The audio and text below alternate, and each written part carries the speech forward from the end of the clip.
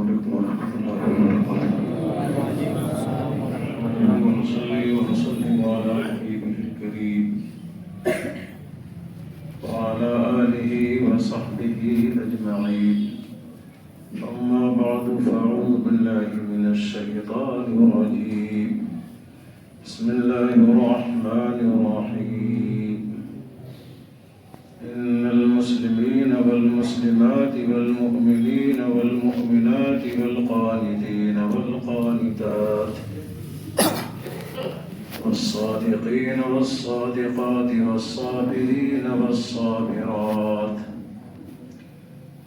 والخاشعين والخاشعات والمتصدقين والمتصدقات والصائمين والصائمات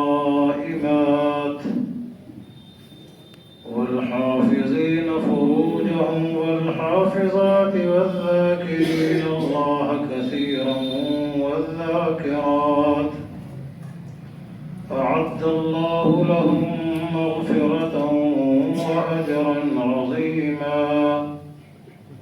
صدق الله العلي العظيم.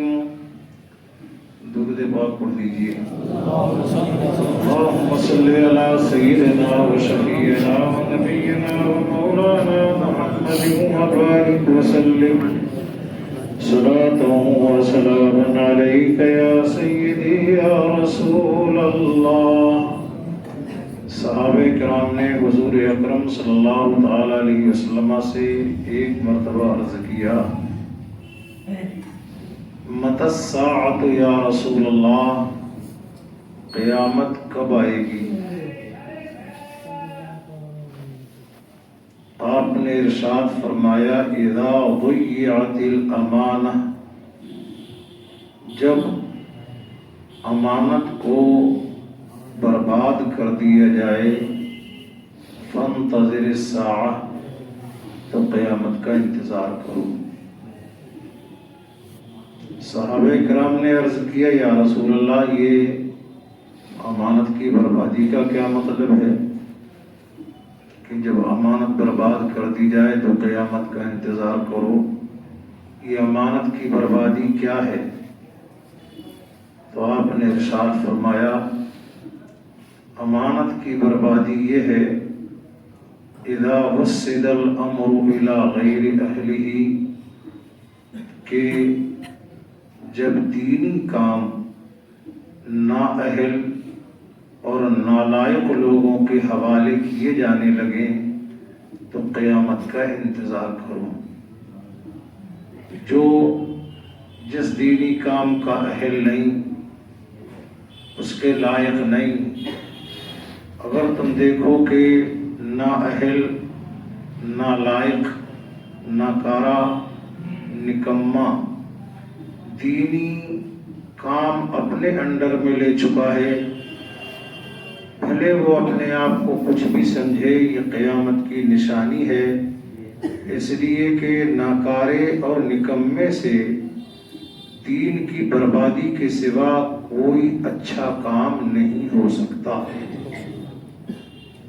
وہ جو دینی کام کا ٹھیکیدار اور ذمہ دار بنا ہوا ہو، وہ حقیقت میں دینی کام کو برباد کرنے والا ناسور ہوتا ہے، کیڑا ہوتا ہے.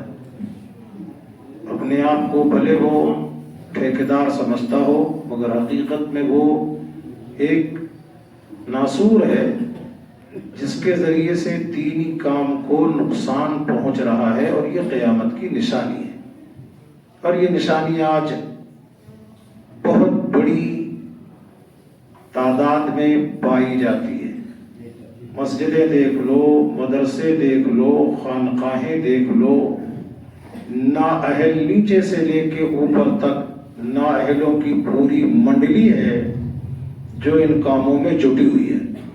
پوری ایک منڈلی، ایک ٹولہ ہے، نیچے سے لے کے اوپر تک.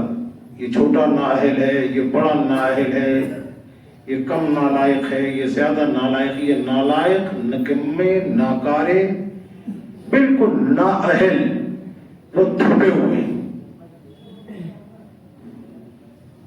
مدرسوں کے ناظم اور محتمل ایسے لوگ ہیں جو جوتا گانٹھنے والے، جوتوں پہ پالش کرنے والے، انگریزی لباس پینٹ شرٹ بیچنے والے، جینس والے، فلاں والے، اینٹ کا بھٹا، اینٹیں بیچنے والے، روڑے بیچنے والے، کپڑے بیچنے والے ہیں کون؟ مدرسے کے محتمل۔ جانتا ہے مدرسے میں تعلیم کیا ہوتی ہے؟ اس کو یہ بھی پتہ نہیں کہ قائد بغدادی شروع سے لے کے آخر تک وہ کیا ہے۔ قائد بغدادی پڑھنا نہیں جانتا، اٹھا چاہ مدرسے کا محتمم ہے۔ یہ بتاؤ اس سے بڑی قیامت کی نشانی کیا ہوگی؟ حضرت علامہ جلال الدین رومی، جن کی مثنوی شریف دنیا بھر میں مشہور ہے، انہوں نے اپنی مثنوی شریف میں ایک واقعہ اشعار میں لکھا ہے کہ قونیہ، یہ ترکی کا ایک شہر ہے، یہیں کے علامہ جلال الدین رومی رحمت اللہ تعالی علیہ رہنے والے ہیں۔ فرماتے ہیں کہ ہمارے یہاں جامع مسجد میں امامت کے لیے ایک صاحب کو بلوایا گیا کہ آپ بحیثیت امام جامع مسجد میں رہ جائیے، مگر طے یہ ہوا کہ یہ جو امام آئے ہیں ان کا جائزہ آج کی زبان میں کہہ لیجیے انٹرویو، جو مسجد کا ذمہ دار ہے وہ لے گا۔ وَكَانَ رَجُلًا جَاهِلًا بَلِيدًا، جو مسجد کا ذمہ دار تھا وہ بالکل ان پڑھ نپٹ تھا، کورا، اسے کچھ آتا جاتا ہی نہیں تھا۔ اس نے جو صاحب امامت کرنے کے لیے آئے تھے ان سے پوچھا هل تعرف ما قال النبي صلی اللہ تعالی علیہ وسلم عن اشراط الساعة؟ وہ عربی زبان تھی ان کی، عربی میں پوچھا اس نے، کیا جانتے ہو کہ اللہ کے رسول صلی اللہ تعالی علیہ وسلم نے قیامت کی کیا نشانیاں بیان فرمائی ہیں؟ قال نعم، انہوں نے کہا ہاں میں جانتا ہوں۔ قال فما هي من اکبر اشراطها، کہا تو بتاؤ قیامت کی سب سے بڑی نشانی کیا ہے؟ اگر آپ یہ بتا دیں گے تو آپ کو امامت کی اجازت ہے۔ قال من اکبر اشراطها ان يختبر جاہل عالما، کہا قیامت کی سب سے بڑی نشانی یہ ہے کہ ایک جاہل ایک عالم کا انٹرویو لے، یہ قیامت کی سب سے بڑی نشانی۔ اس لیے کہ اللہ کے رسول نے باضابطہ ایک حدیث میں فرمایا قیامت کی نشانی یہ ہے کہ قیامت سے پہلے اللہ تعالیٰ علماء کو اٹھا لے گا، اور فرمایا کہ علماء جو اٹھائے جائیں گے یہ نہیں کہ کہیں پہاڑ وغیرہ پر علم دین رکھا ہوا ہے اس کو اٹھا لیے جائے، بلکہ اذا لم یبق عالما، جب اللہ تعالیٰ اچھے علم والے لوگ ان کی پیدائش بند ہو جائے گی تو اب لوگ فجعل الناس رؤوسا جہالا، لوگ جاہلوں کو اپنا پیشوا، لیڈر، قائد، رہبر بنا لیں گے، اب انہیں سے سوال کریں گے، جب سوال کریں گے اب وہ جواب دیں گے، چونکہ ان کو کچھ آتا جاتا تو ہے نہیں، اب وہ جو جواب دیں گے فضلوا واضلوا، وہ خود بھی گمراہ ہوں گے اور جس کو جواب دیں گے اس کو بھی گمراہ کریں گے۔ ذالک من اشراط الساعة، یہ قیامت کی نشانی۔ آج بدقسمتی کہیے اس قوم کے سروں پر ایسے ہی ناسور اور ایسے ہی ناکارے نکمے تھوپ دیے گئے ہیں جنہوں نے دین کا بیڑا غرق کرنے میں کوئی کمی نہیں چھوڑی ہے۔ بزرگوں نے فرمایا اذا کان الغراب دلیل قوم سیہدیہم طریق الہالکین، جب کوا کسی قوم کی رہبری کرے تو ظاہر ہے اس قوم کا انجام تباہی اور بربادی کے سوا کچھ نہیں ہوگا۔ آج کوے کی شکل میں نااہل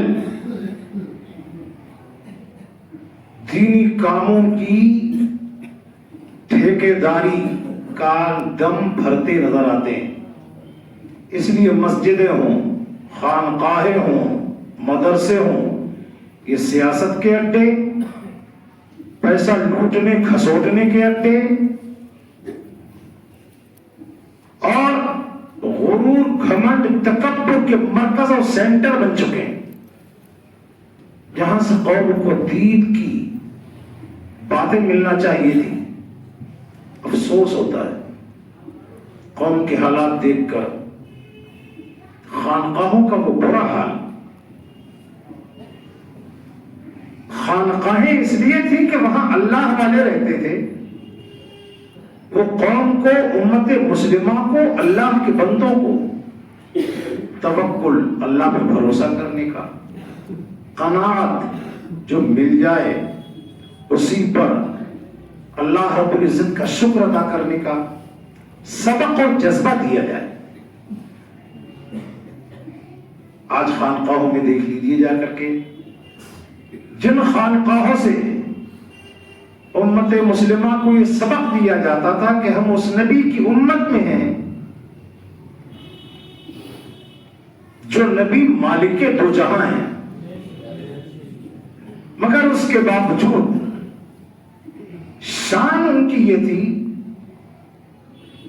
حضرت ام المومنین عائشہ صدیقہ رضی اللہ تعالی عنہا فرماتی ہے جب سے میں نکاح ہو کر اللہ کے رسول کے گھر میں آئی، اس دن سے اللہ کے رسول صلی اللہ علیہ وسلم کے وصال فرمانے تک کبھی بھی ایسا نہیں ہوا کہ پورے دن دونوں ٹائم سالن کے ساتھ اللہ کے رسول کے یہاں کھانا بنا ہو. کبھی روٹی ہے تو سالن ہے، سالن ہے تو روٹی نہیں، اور کبھی دونوں نہیں. ایسا کبھی نہیں ہوا کہ روٹی اور سالن دونوں ایک ساتھ دسترخوان پر دونوں ٹائم موجود ہو. ایسا کبھی نہیں ہوا. دو جہاں کے مختار ہیں، مالک ہیں.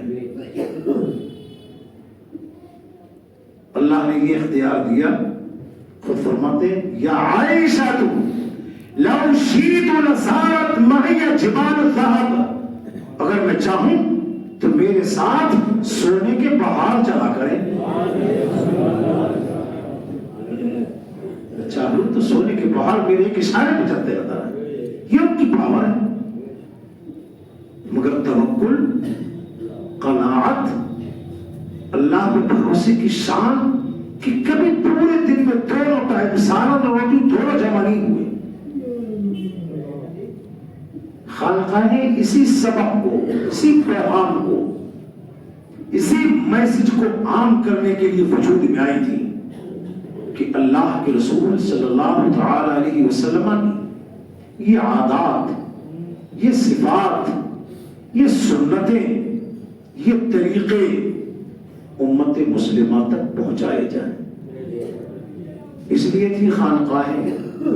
مگر کسی بھی خانقاہ جہاں آپ کا جی کرے جا کے دیکھ لیجئے، خانقاہ والے سجادہ نشین پیر صاحب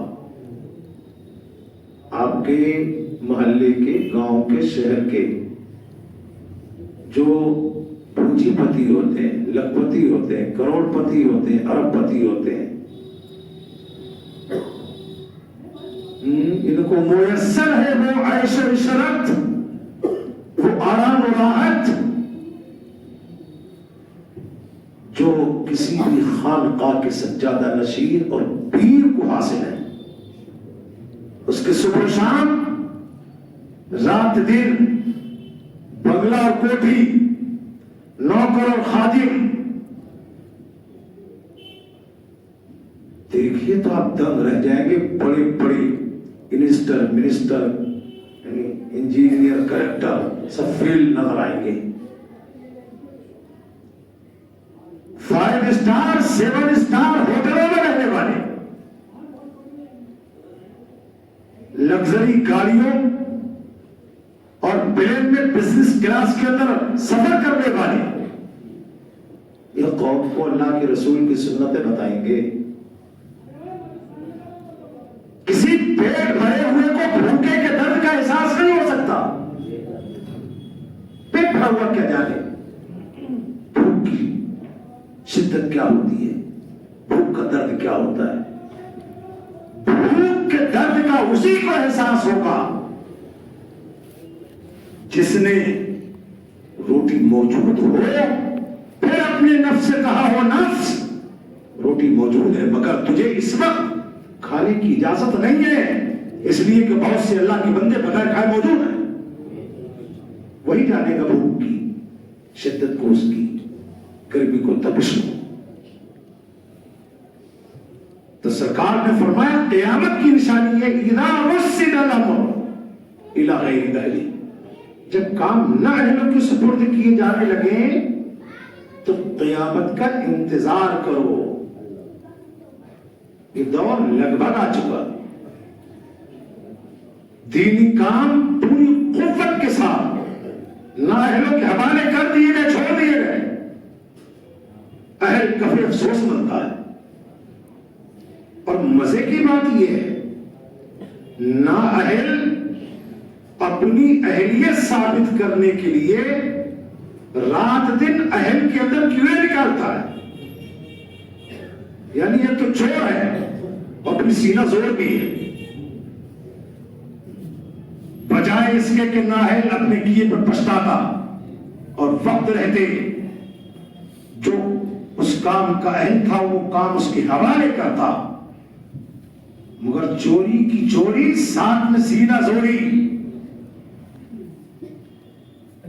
मदरसे के ना आदाब जानता है, ना शराइत जानता है, ना तरीका जानता है, ना पढ़ना जानता है, ना पढ़ाना जानता है। मोहतमिम बना बैठा मदरसे का, उस पर लाजिम था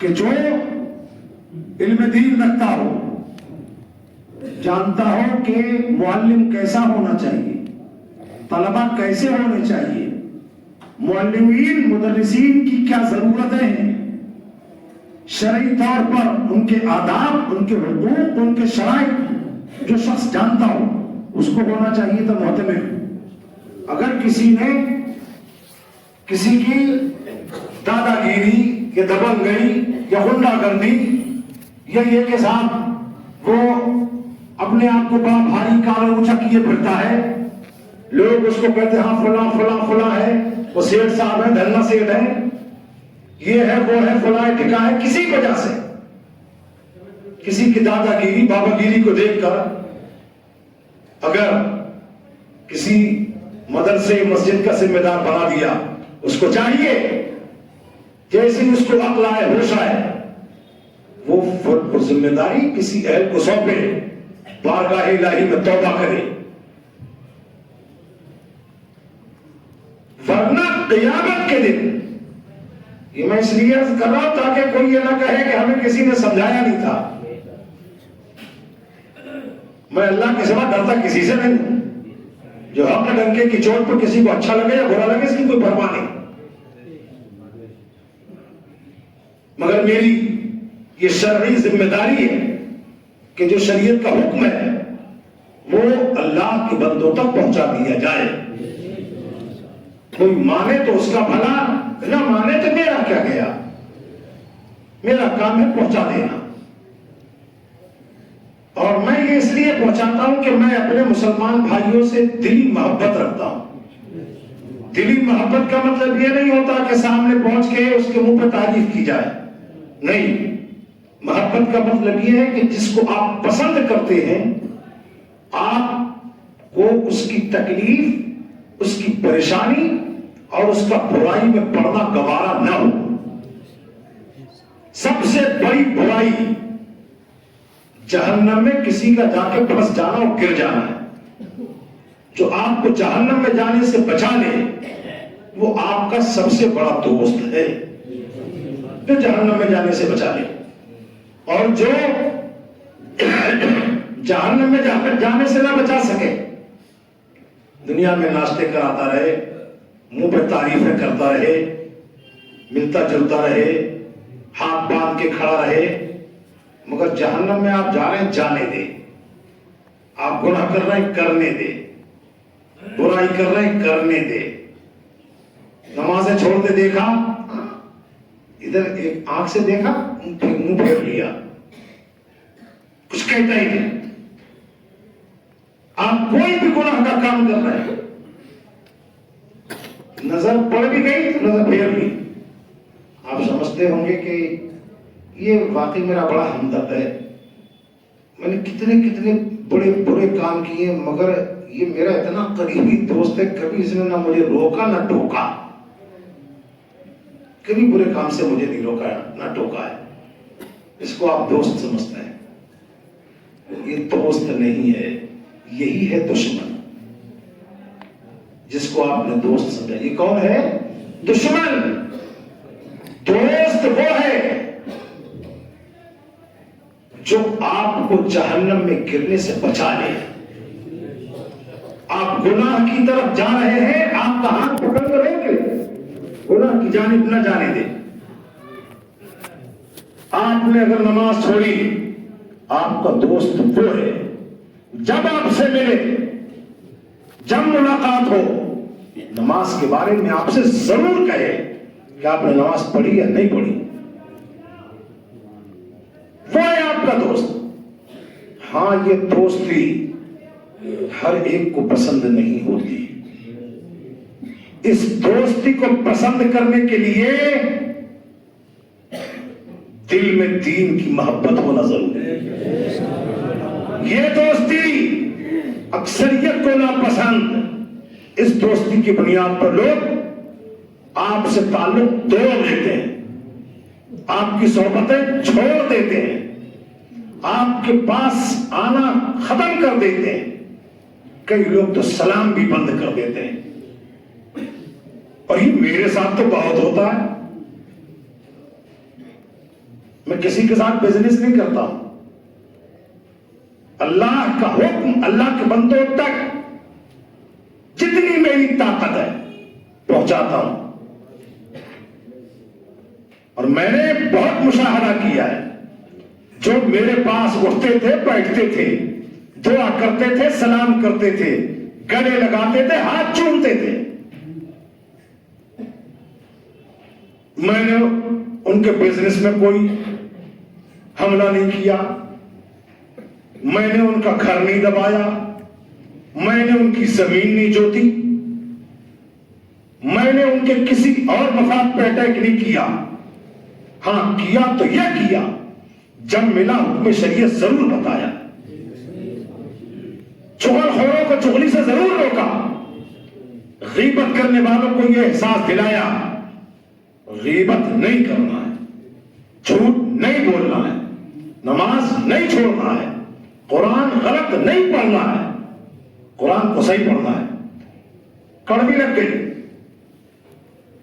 किसी के हलक में अटक गई, किसी की रगे इंतकाम भड़क उठी, फकीर इसकी परवाह नहीं करता है, इसकी टेंशन नहीं। कोई एक सेठ धन्ना सेठ नाराज हो तो बला से अल्लाह और रसूल नाराज ना हो जाए, अल्लाह और रसूल नाराज हो जाए। कोई सेठ धन्ना सेठ राजी हो, ऐसी रजामंदी और किसी सेठ की खुशनुदी जूते की नोक पर ताइर लाहूती, उस रिस्क से मौत अच्छी जिस रिस्क से आती हो परवाज में कोताही। तो आप कभी इसकी परवाह मत कीजिए। हक बात की वजह से कोई आपसे खुश होता है या नाराज होता है, इसकी परवाह मत कीजिए। अल्लाह के रसूल सल्लल्लाहु अलैहि वसल्लम ने इरशाद फरमाया, अफ़ज़लुल जिहाद कलिमतु हक़्क़ इंद सुल्तानिन जाइर। सबसे बड़ा जिहाद سب سے بڑا جہاد یہ ہے کہ حق بات کسی پاورفل انسان کے سامنے بیان کر دی جائے. یہ سب سے بڑا جہاد ہے. آج حق بات آپ کہہ دیجئے، یہ ناراض، وہ ناراض، یہ اکھڑ گیا، وہ اکھڑ گیا، یہ چلا گیا، اس نے ساتھ چھوڑ دیا، اس نے بولنا چھوڑ دیا، اس نے آنا چھوڑ دیا. لوگ سمجھتے ہیں لے اب وہ نہیں ملتا، اب وہ نہیں بولتا، اب وہ نہیں آتا، اب میرا کیا ہوگا، میری نوکری چلی جائے گی، میرا کاروبار ختم ہو جائے گا. تو یہ نوکری نہیں، گویا کہ اس نے کسی سیٹ اور دھلنا سیٹ کو رازق سمجھا ہے. رازق صرف اللہ ہے، اللہ کے سوا کوئی رازق نہیں ہے. کوئی کون ہوتا ہے روزی دینے والا؟ روزی دینے والا کون ہے؟ صرف اللہ رب العزت ہے. اور اس نااہلی کی ایک وجہ حضرت سیدنا امام بخاری رضی اللہ تعالیٰ جن کی مایہ ناز کتاب بخاری شریف، آپ ازبیکستان کے شہر بخارا کے رہنے والے ہیں. بخارا کا گورنر یحییٰ بن حذلی وہ وہاں کا گورنر تھا. حضرت امام بخاری نے جب اپنی درسگاہ علم سجائی، علم حدیث پڑھانا آپ نے شروع کیا، یحییٰ بن حذلی نے اپنے کارندوں قاصدوں کے ذریعے سے امام بخاری کے یہاں ایک پیغام بھیجا کہ میرے دو بیٹے ہیں، آپ میرے محل میں آ کے، گورنر ہاؤس میں آ کے ان بیٹوں کو پڑھا دیا کریں.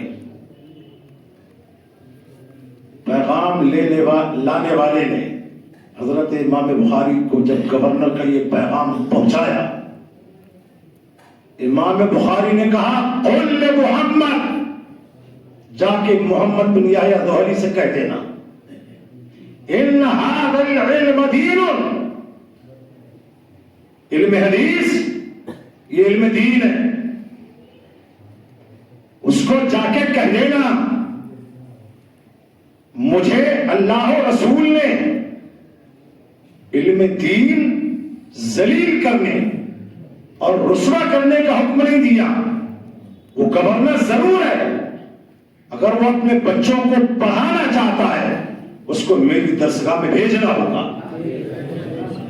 میں اس کے محل میں جا کے نہیں پڑھاؤں گا، اس لیے کہ یہ کوئی دنیا کا پیشہ نہیں بلکہ اللہ کا علم ہے، اللہ کا عطا کردہ علم ہے، اللہ کا دین ہے. میں گھروں پہ جا کے، کوٹھیوں پہ جا کے قرآن اور حدیث کے علم کو ذلیل اور رسوا نہیں کر سکتا. آج یہ دور آ گیا، یہ دور آ گیا اور یہ ایسا بدتمیز حال ہوا ہے، لوگوں کے اس کے برا ہونے کا، غلط ہونے کا احساس ہے. گھر گھر، دکان دکان، مکان مکان جا کر قرآن کی، حدیث کی تعلیم دیتے لوگ گھومتے. یہ علم دین کو ذلیل کرنا ہے. جس کو علم دین سیکھنا ہے، یہ کوئی کالج کا علم نہیں ہے، اسکول کا علم نہیں ہے، کوئی پیشہ ہو تمہارے گھر گھر جا کے پڑھاتے گھوموں گے. جس کی 1000 مرتبہ ضرورت ہو وہ علم دین کو عزت کے ساتھ سیکھے. ہم سکھانے کے لیے تیار ہیں، مگر علم دین کو ذلیل نہیں کیا جائے گا. نتیجہ سامنے ہے، وہ یہ ہے سائنس پڑھانے والا ٹیوٹر 2000 3000 4000 5000 فیس دی جائے گی، اور تم نااہلوں نے علم دین کو اپنی جہالت اور بے وقوفی کی وجہ سے ذلیل کیا. تو اس قوم نے سمجھ لیا کہ یہ تو مولوی ہے، قرآن پڑھانے دے دیں گے 200 روپے، 300 لے لیو، اب جی جو 500 لے لیو. یہ دنیا والوں نے نااہلوں کی بدتمیزی کی وجہ سے اور غلط روی کی وجہ سے قرآن و حدیث کے علم کو گھٹیا سمجھ لیا. حضرت سیدنا امام حسن بصری فرماتے ہیں لو کان لا الہ الا اللہ فی کفۃ وسائر علوم الدنیا فی کفۃ فترجحت لا الہ الا اللہ. زور سے بولیے سبحان اللہ. پوری دنیا کے جتنے علم ہیں سب کو ایک پلے میں رکھ دو اور صرف لا الہ الا اللہ کے علم کو ایک پلے میں رکھ دو تو لا الہ الا اللہ والا پلڑا سارے علوم پہ بھاری ہو جائے گا. علم دین کی عزت و عظمت. لو ان اہل العلم صانوه لصانهم. اگر علم والے علم دین کی حفاظت کرتے تو علم دین ان کی حفاظت کرتا. اس طرح حفاظت کرتا جس طرح امام بخاری نے جب ٹھکرایا محمد بن یحییٰ زہلی کے اس پیغام کو. اس وقت تک امام بخاری کو لوگ صرف بخارا میں جانتے تھے, سمرقند میں جانتے تھے. محمد بن یحییٰ زہلی نے امام بخاری کو پیغام بھجوایا کہ جب تم ہمارے شہزادوں کو نہیں پڑھاؤ گے نا تو تم بخارا میں رہ نہیں سکتے. ہم فرمان جاری کرتے ہیں کہ تمہیں شہر بدر کر دیا جائے. اللہ اکبر کبیرہ. شہر بدر کیا گیا. بخارا ایک چھوٹی سی بستی تھی, اسے کچھ دوری پر واقع تھا سمرقند. سمرقند والوں کو جب معلوم ہوا کہ محمد بن اسماعیل بخاری ان کو بخارا سے نکال دیا گیا ہے تو سمرقند کے مرد, وہاں کی عورتیں, وہاں کے جوان, وہاں کے بزرگ اور آس پاس کے جتنے علاقے تھے ایک جلوس کی شکل میں امام بخاری کو ریسیو کرنے کے لیے حاضر ہو گئے. اور جب جلوس کی شکل میں جا رہے تھے تو اس وقت امام بخاری نے ایک دعا کی, اللہم قد ضاقت علی الارض بما رحبت فاقبضنی الیک. پروردگار یہ زمین بہت بڑی ہے, بہت گشادہ ہے, مگر مجھے تیرے رسول کی سنت کی جو خدمت کرنا تھی وہ کر چکا.